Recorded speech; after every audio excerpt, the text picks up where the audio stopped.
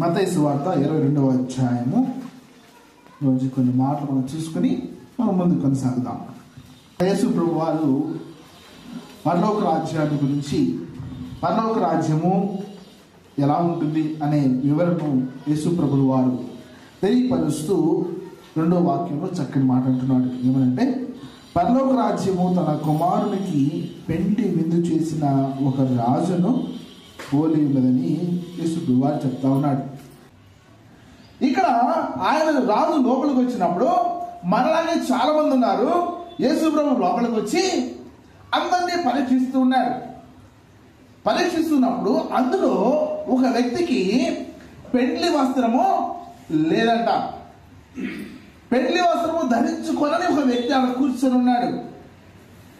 ఈ పెండ్లి వస్త్రం గురించి ఒక చిన్న మాట చదువుకొని మనం ముందుకు కొనసాగుదాం. యెషయా గ్రంథము 61వ అధ్యాయము 10వ వాక్యం చూద్దాం.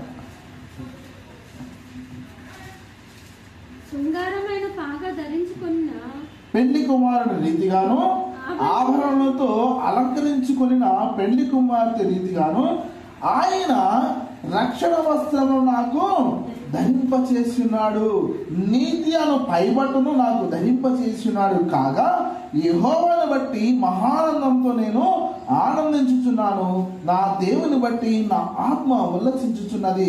దేవుని నామానికి మహిమ కలుగును గాక.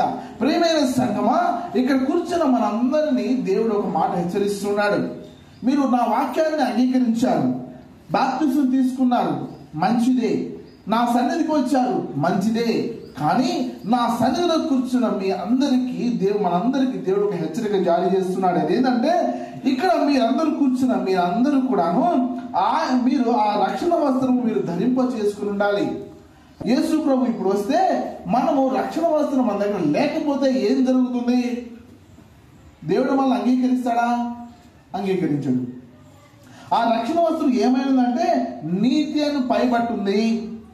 ఇంకా ఆభరణంతో అలంకరించుకున్న పెళ్లి కుమార్తె రీతిగానే ఉంది. పెళ్లి కుమారుడు ఎలా వాళ్ళని అలంకరిస్తారండి? వాళ్ళని చక్కగా ఉన్నంతలో చాలా చక్కగా అలంకరించి పెళ్లి విందులో కూర్చోబెడతారు, పెళ్లి కుర్చీలో కూర్చోబెడతారు. ఇక్కడ కూర్చొని మనం అందరం కూడాను ఒక పెళ్లి కుమారుడు రీతిగాను, పెళ్లి కుమార్తె ధరించుకున్న ఆభరణం రీతిగాను మనం అందరం కూడాను ఆ యొక్క నీతి అనే వస్త్రమును ధరించుకొని, రక్షణ అనే వస్త్రం మనం ధరించుకొని దేవుని సన్నిధిలో మనం కూర్చోవలసిందే. ఒకవేళ ఆ వస్త్రం లేకపోతే ఏం జరుగుతుంది?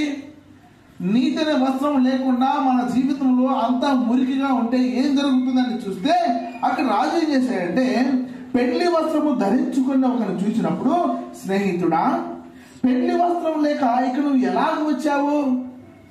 ఈ ప్రశ్న మనల్ని దేవుడు మనల్ని అడుగుతా ఉన్నాడు. పెళ్లి వస్త్రం లేకుండా నువ్వు ఇక్కడికి ఎలా వచ్చావు? సిద్ధపడకుండా నా సన్నిధి నువ్వు ఎలా వచ్చావని దేవుడు అడుగుతున్నాడు. ఒకవేళ నీతి అనే వస్త్రము, రక్షణ వస్త్రం అనుకుంటే మంచిదే. ఒకవేళ ఆ వస్త్రం లేకుండా దేవుని సన్నిధిలో మనం ఎలా కూర్చున్నామో అని దేవుడు మన ప్రశ్న వేస్తున్నాడు. అయితే ఆ వ్యక్తిని ఏం చేశాడు తెలుసా? రాజు కాళ్ళు చేతులు కట్టివేసి తీసుకెళ్లి చీకటి ఎదురు పడవేశాడంట. ఇది దేనికి సాదృశ్యంగా కనిపిస్తామని తెలుసా? దేవునికి వాక్యాన్ని అంగీకరించిన ఒక గుంపు ఉంది, అంగీకరించి దేవుని సన్నిధికి వచ్చిన ఒక గుంపు ఉంది. ఈ గుంపులో సిద్ధపడని ఒక గుంపు ఉందని దేవుడు తెలియపరుస్తూ ఉన్నాడు.